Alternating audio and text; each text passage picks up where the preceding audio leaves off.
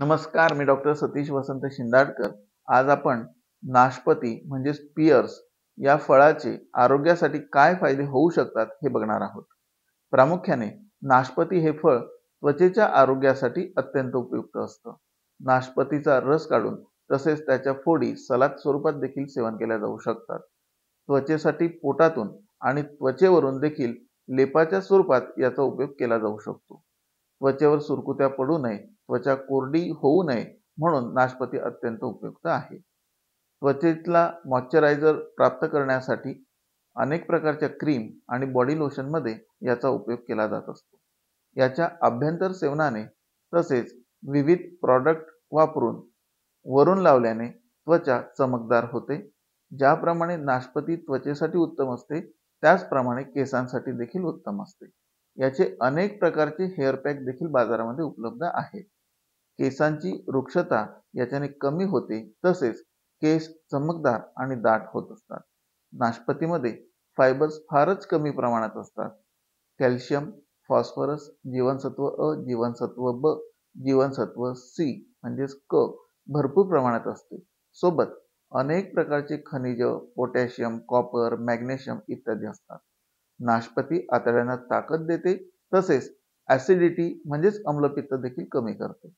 पोटाच्या अल्सर्समध्ये नाशपती एक उत्तम औषधी म्हणून काम करते। नाशपतीमध्ये कॅल्शियम, फॉस्फरस इत्यादी असल्यामुळे हाडांचे आरोग्य चांगले राहते। नाशपतीच्या सेवनामुळे अल्झायमर्सचा धोका हा कमी होत असतो।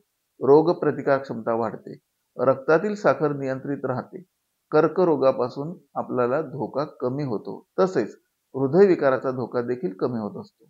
नाशपती हे एक पौष्टिक फळ जरी असले तरी ते रोज खाणं टाळावं।